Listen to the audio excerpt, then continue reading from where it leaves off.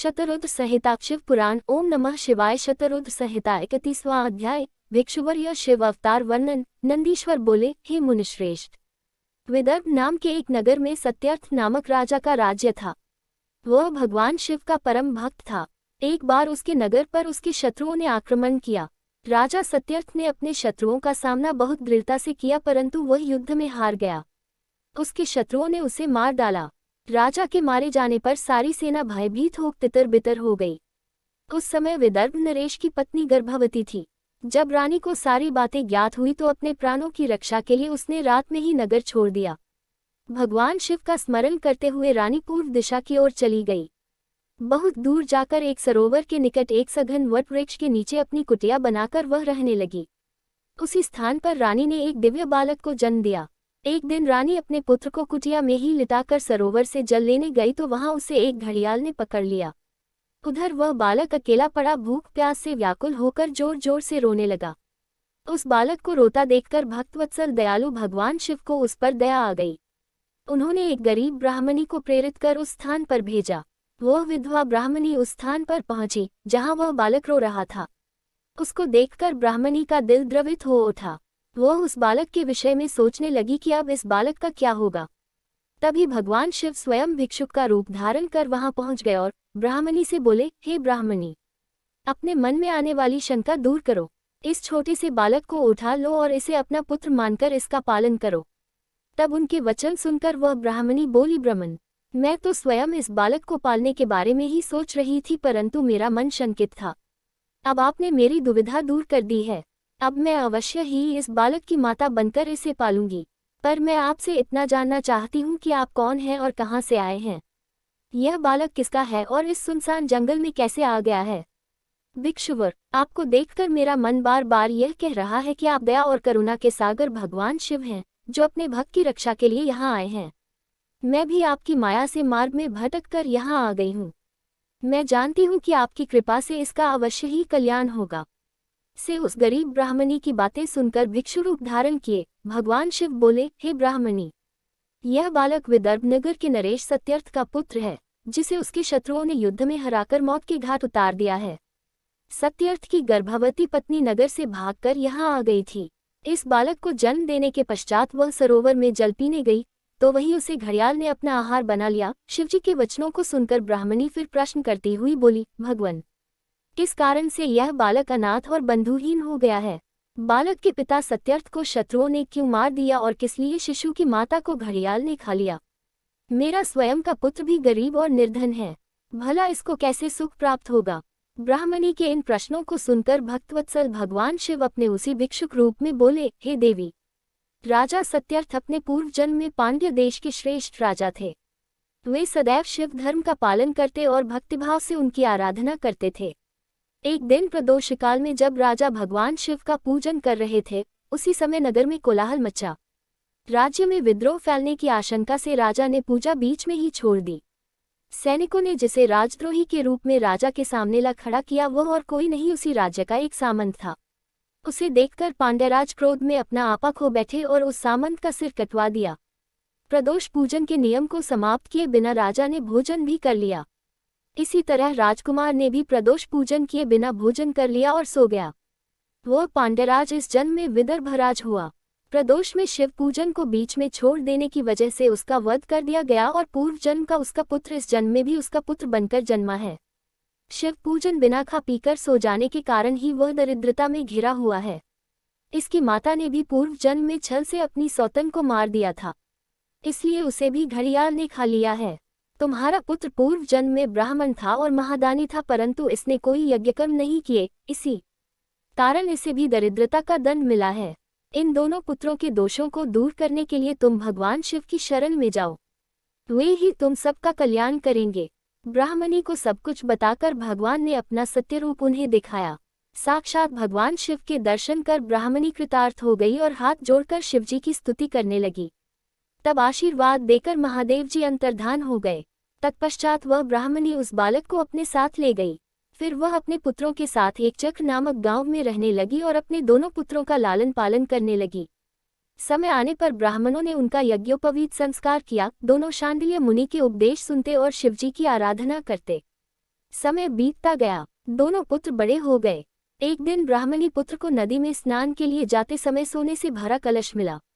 उस सोने के कलश से उनकी गरीबी दूर हो गई। फिर भी वे नियम से शिवजी की आराधना करते।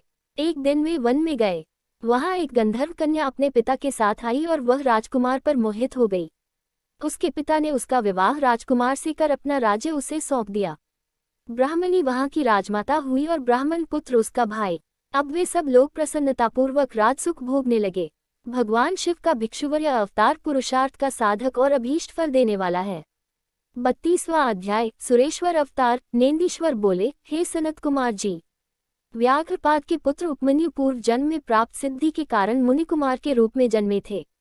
बचपन से ही वे अपनी माता के साथ अपने मामा के घर में रहा करते थे। वे बहुत गरीब थे। एक दिन उन्हें पीने के लिए बहुत कम दूध मिला। बालक दूध पीने का हठ करने लगा। माँ के समझाने पर जब बालक न माना तो उसकी माता ने खेतों से बीनकर लाए गए दानों को पीसकर उससे कृत्रिम दूध तैयार किया और उसे अपने पुत्र को दिया। बालक ने जब उसे पिया तो वह जान गया था कि वह दूध नहीं बल्कि कुछ और है। अपने पुत्र को इस प्रकार रोता बिलखता देखकर उसकी माता ने उसे गोद में बैठाया और उसके आंसुओं को पोंछते हुए बोली, बेटा, हम वनों में रहने वाले लोगों के पास भला दूध कहाँ से आएगा? भगवान शिव की कृपा से ही तुम्हें दूध मिल सकता है। अपनी माता के ऐसे वचन सुनकर शोकाकुल व्याघ्रपाद का पुत्र बोला, माँ, यदि सब कुछ प्रदान करने वाले भगवान शिव ही हैं तो मैं निश्चय ही उन्हें अपनी भक्ति से प्रसन्न करूंगा। यह कहकर वह बालक अपनी माता को प्रणाम कर वहां से चला गया। वह हिमालय पर्वत पर पहुंचा। वहां उसने एक छोटा सा मंदिर बनाया और भगवान शिव व माता पार्वती की मूर्ति स्थापित की। तत्पश्चात जंगल के अनेकों फल फूलों व वनस्पतियों से वह नित्य शिव पार्वती की आराधना करता तथा पंचाक्षर मंत्र ओम नमः शिवाय का जाप करता। इस प्रकार उस बालक ने काफी समय तक भगवान शिव की कठोर तपस्या की। उपमन्यु की घोर तपस्या के प्रभाव से तीनों लोक प्रदीप्त हो उठे। तब भगवान शिव इंद्र का और देवी पार्वती इंद्राणी का रूप धारण करके नंदी के स्थान पर ऐरावत हाथी पर बैठकर उपमन्यु के पास आए। वे उपमन्यु से बोले, ऐ बालक, हम तुम पर प्रसन्न हैं, मांगो क्या मांगना चाहते हो, हम तुम्हें सभी अभीष्ट फल प्रदान करेंगे। उनके वचन सुनकर उपमन्यु बोले कि यदि आप मुझ पर प्रसन्न होकर कुछ देना ही चाहते हैं तो मुझे भगवान शिव की भक्ति प्रदान कीजिए। तब देवराज इंद्र ने उपमन्यु से कहा कि उपमन्यु, मैं देवताओं का स्वामी इंद्र हूँ, तुम मेरी आराधना करो, मैं तुम्हें सारी अभीष्ट वस्तुएं प्रदान करूंगा। भगवान शिव तो मेरे समक्ष कुछ भी नहीं है, तुम उनको भूल जाओ। इस प्रकार इंद्र ने भगवान शिव की बहुत निंदा की। अपने आराध्य भगवान शिव की निंदा सुनकर उपमन्यु को क्रोध आ गया। उसने भगवान शिव का स्मरण करते हुए अपने हाथ में भस्म उठा ली और उसे घोरमंत्र से अभिमंत्रित करके उसमें अग्नि प्रवाहित कर उसे देवराज इंद्र पर चला दिया। लेकिन वहां तो सारा दृश्य ही बदल गया था। तब इंद्र रूप धारण किए भगवान शिव ने उपमन्यु को अपने परमेश्वर स्वरूप के साक्षात दर्शन कराए। शिव में ही समस्त सृष्टि समाई हुई है, ऐसा उपमन्यु ने देखा। भगवान शिव बोले, हे उपमन्यु, मैं तुम्हारा पिता और देवी पार्वती तुम्हारी माता हैं। हम तुम्हारी आराधना से बहुत प्रसन्न हैं। मैं तुम्हें सनातन कुमारत्व प्रदान करता हूँ। मैं दूध, दही और शहद व अन्य भोज्य पदार्थों का खजाना तुम्हें देता हूँ। तुम अमरता को प्राप्त होगे और तुम्हें मेरे गुणों का आधिपत्य मिलेगा। इस प्रकार शिवजी ने उपमन्यु को अनेक दिव्य वर प्रदान किए। तत्पश्चात भगवान शिव पार्वती वहां से अंतर्धान हो गए। फिर उपमन्यु ने घर आकर अपनी माता को सारी बातें बताईं, जिसे सुनकर उसकी माता बहुत प्रसन्न हुई। जिसे भगवान शिव के दर्शन हो गए हो, उसे और क्या कुछ चाहिए। तात, इस प्रकार भगवान शिव के सुरेश्वरावतार की उत्तम कथा मैंने तुम्हें सुनाई। यह कथा सुख देने वाली तथा पापों को दूर कर मनोवांछित फल देने वाली है। इसे सुनने अथवा पढ़ने से सुखों की प्राप्ति होती है और अंत में अर्थात मृत्यु के उपरांत शिवलोक में निवास होता है। 33वां अध्याय। ब्रह्मचारी अवतार। नंदीश्वर बोले, हे महामुने, प्रजापति दक्ष की पुत्री सती ने जब अपने पिता द्वारा होने वाले यज्ञ में अपने पति देवाधिदेव महादेव जी का अपमान होते हुए देखा तो वहीं उसी यज्ञ में उन्होंने अपने प्राणों को त्याग दिया। तत्पश्चात वे गिरिराज हिमालय के यहाँ पार्वती के नाम से जन्मी। अपनी सखियों के साथ वन में विहार करती। पार्वती के मन में देवर्षि नारद ने भगवान शिव को पाने की ललक जगाई। इस कार्य की सिद्धि के लिए देवी पार्वती ने भगवान शिव की आराधना और तपस्या करनी आरंभ कर दी। जब भगवान शिव को उनके इस उत्तम तप की सूचना मिली तो उन्होंने पार्वती जी के पास सप्तऋषियों को भेजा। सप्तऋषियों ने वहां जाकर देवी पार्वती की परीक्षा ली और भगवान शिव के पास लौट आए। शिवजी को प्रणाम कर उन्होंने वहां का सारा समाचार उन्हें सुनाया। सप्तऋषियों से देवी पार्वती की तपस्या के विषय में जानकर त्रिलोकीनाथ भगवान शिव ने स्वयं उनकी परीक्षा लेने का निर्णय किया। शिवजी ने वृद्ध ब्रह्मचारी का वेश बनाया और पार्वती जी के आश्रम की ओर चल दिए। अपने द्वार पर एक वृद्ध ब्राह्मण ब्रह्मचारी को आया देखकर देवी पार्वती ने उनको आसन पर बैठाया और उनका पूजन आराधन करने के पश्चात उनका आतिथ्य किया। तत्पश्चात वे उनसे पूछने लगी, हे महात्मा, आप कौन हैं और कहाँ से आए हैं? तब उन मुनि ने उत्तर दिया, हे देवी, मैं तो स्वच्छंद विचरण करने वाला एक साधारण तपस्वी हूँ। मैं सदा मानव सेवा में लगा रहता हूँ और दूसरों को सुख देने का कार्य करता हूँ। देवी, आप मुझे बताइए कि आप कौन हैं और इतनी कम उम्र में सब सुखों आदि का त्याग कर इस निर्जन वन में क्यों तपस्या कर रही हैं? तब देवी पार्वती उन ब्रह्मचारी रूप धारण किए भगवान शिव के प्रश्नों का उत्तर देते हुए बोली, हे मुने, मैं गिरिराज हिमालय और देवी मैना की पुत्री पार्वती हूँ।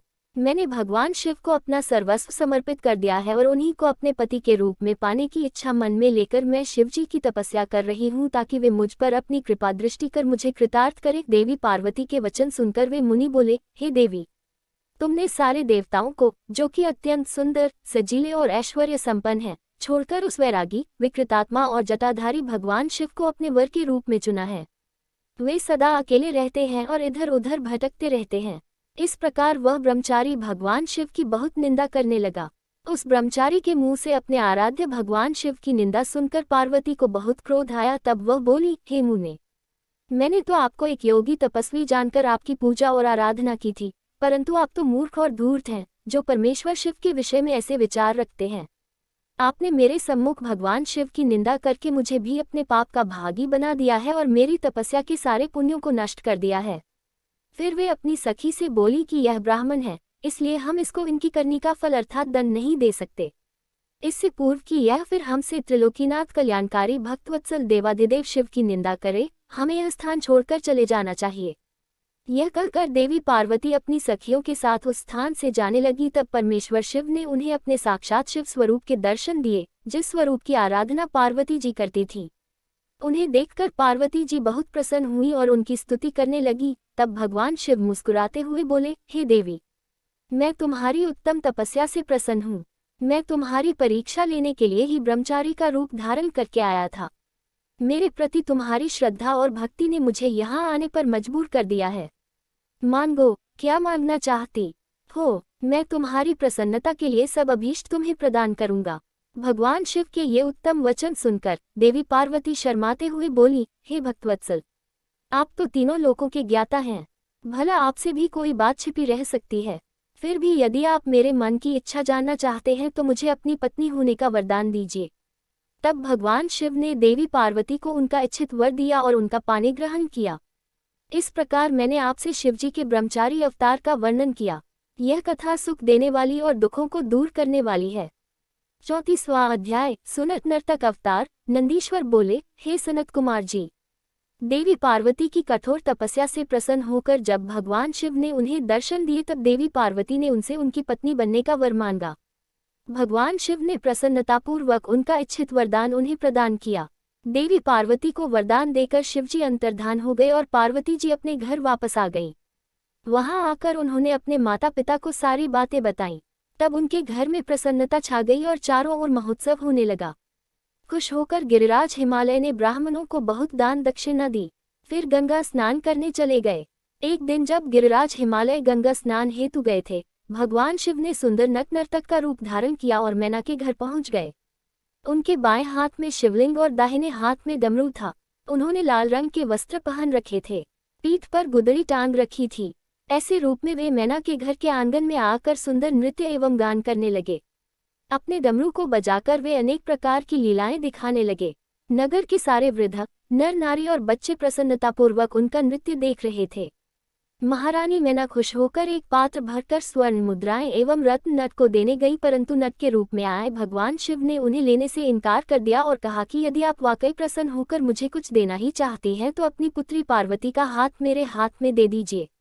उस नट नर्तक की बात सुनकर देवी मैना को बहुत क्रोध आया और वे ट को बुरा भला कहने लगी। उसी समय गिरिराज हिमालय भी गंगा स्नान करके वापस लौट आए। जब उन्हें इस बात का पता चला तो उन्होंने अपने सेवकों को उस नट को वहां से बाहर निकालने की आज्ञा दी। सेवक नट की ओर बढ़े ही थे कि मायावर लीलाधारी भगवान शिव ने मैना और हिमालय को पार्वती सहित क्षण भर के लिए अपने दिव्य रूप के दर्शन कराए और अगले ही पल तेज कदमों से चलकर वहां से गायब हो गए। नट नर्तक के चले जाने के उपरांत देवी मैना और गिरिराज हिमालय बैठकर नट के विषय में बात करने लगे और उसी की लीलाओं की प्रशंसा करने लगे। तभी माया से मोहित उनको उस नट नर्तक के देवाधिदेव महादेव भगवान शिव होने का ज्ञान प्राप्त हुआ। तब उन्हें बहुत दुख हुआ कि हमने अपने द्वार पर पधारे शिवजी का अपमान किया और उन्हें अपनी कन्या नहीं सौंपी। यह विचार कर दोनों बहुत दुखी हुए और अपने अपराध का प्रायश्चित करने हेतु भगवान शिव की आराधना करने लगे। उनकी भक्तिभाव से की गई पूजा से प्रसन्न होकर शिवजी ने देवी पार्वती का पाणिग्रहण किया। यह शिवजी के नट नर्तक अवतार का महात्म्य मैंने तुम्हें सुनाया। यह वर्णन सब अभीष्ट फलों को प्रदान करने वाला है। 35वां अध्याय। शिवजी का द्विज अवतार। नंदीश्वर बोले, हे सनत कुमार जी, जब देवी मैना और गिरिराज हिमालय ने अपने द्वार पर नट का रूप धारण करके आए शिवजी को अपनी कन्या देने से इनकार कर दिया, तब उन्हें अपनी भूल का एहसास हुआ और वे क्षमा याचना करने हेतु भगवान शिव की भक्तिभाव से आराधना करने लगे। उनकी शिवजी में परम भक्ति स्थापित हो गई। उनकी इस घनिष्ठ भक्ति से देवता चिंतित हो उठे। उन्हें लगा कि यदि गिरिराज ने अपनी भक्ति से प्रसन्न कर शिवजी को अपनी कन्या पार्वती दे दी तो उन्हें भगवान शिव द्वारा निर्वाण प्राप्त हो जाएगा और वे संसार के बंधनों से छूटकर परम शिवलोक को प्राप्त कर लेंगे। गिरिराज हिमालय तो रत्नों का आधार है और यदि ये मुक्त हो गए तो पृथ्वी रत्नगर्भा कैसे कहलाएगी। फिर तो वे अपना वर्तमान स्थिर रूप त्याग कर दिव्य रूप को धारण कर लेंगे और शिवलोक के वासी हो जाएंगे। यह सब सोचकर देवताओं को चिंता सताने लगी और वे अपनी समस्या का समाधान करने हेतु देवगुरु बृहस्पति की शरण में गए। वहां जाकर उन्होंने बृहस्पति जी को प्रणाम किया और बोले, हे देवगुरु, आप कोई ऐसा उपाय करें जिससे गिरिराज हिमालय भगवान शिव की भक्ति से विरक्त हो जाएं। आप हिमालय के पास जाकर उनसे शिवजी की निंदा करें। देवराज इंद्र के ऐसे वचन सुनकर देवगुरु बृहस्पति बोले कि मैं परम कल्याणकारी परमेश्वर की निंदा नहीं कर सकता। आप अपना यह कार्य किसी अन्य देवता से पूर्ण कराए। देवगुरु के इनकार कर देने पर इंद्र सब देवताओं सहित ब्रह्मा जी के पास गए और उनसे हिमालय के घर जाकर भगवान शिव की निंदा करने के लिए कहने लगे। तब ब्रह्मा जी ने भी भक्तवत्सल कल्याणकारी भगवान शिव की निंदा करने से मना कर दिया। यह सुनकर देवराज इंद्र निराश हो गए। तब ब्रह्मा जी ने उनसे कहा कि इंद्र, इस संसार में हर कार्य भगवान शिव की आज्ञा से ही पूर्ण होते हैं। तुम अपने कार्य की सिद्धि हेतु उन्हीं की शरण में जाओ, वे अवश्य ही तुम्हारे हित का कार्य करेंगे। तब ब्रह्मा जी से आज्ञा लेकर देवराज भगवान शिव के पास गए और उनसे सारी बातें कहीं। उनकी बातें सुनकर कल्याणकारी भगवान शिव ने इंद्र को उनके कार्य की पूर्ति का आश्वासन देकर वहां से विदा किया। देवराज इंद्र के कार्य को पूरा करने के लिए शिवजी ने साधु का वेश धारण किया। उन्होंने हाथ में दंड और छत्र लिया, मस्तक पर तिलक, गले में शालिग्राम और हाथ में स्फटिक की माला ली तथा भगवान श्रीहरि विष्णु का नाम जपते हुए गिरिराज हिमालय के राजदरबार में पहुंच गए। अपने दरबार में आए उन तपस्वी को देखकर हिमालय ने सिंहासन को त्याग दिया और स्वयं उन्हें प्रणाम कर यथायोग्य आसन देकर उनका परिचय पूछा। तब ब्राह्मण देवता बोले, हे गिरिराज, मैं एक तपस्वी ब्राह्मण हूँ और परोपकार व सेवा के लिए भ्रमण करता रहता हूँ। अपनी दिव्य दृष्टि और योग बल से मुझे ज्ञात हुआ है कि आप अपनी लक्ष्मी स्वरूपा बेटी पार्वती का विवाह शिवजी से करना चाहते हैं, परंतु शायद आप यह नहीं जानते कि शिवजी कुलहीन, बंधु बांधवहीन, आश्रयहीन, एकाकी रहने वाले, कुरूप, निर्गुण, अव्यय, शमशानवासी, गले में सर्प धारण करने वाले हैं। वे सदा अपने शरीर पर चिता की भस्म लपेटे रखते हैं। ऐसे व्यक्ति को अपनी परमगुनी सुंदर कन्या को सौंपना सर्वथा अनुचित है। यह कहकर महान लीलाधारी भगवान शिव साधु रूप में ही वहां से चले गए। उनकी बातों का मैना हिमालय पर गहरा प्रभाव पड़ा और वे भगवान शिव की भक्ति से विमुख होकर इस सोच में डूब गए कि आगे क्या करें। इस प्रकार मैंने तुमसे शिवजी के साधु वेशधारी द्विज अवतार का वर्णन किया।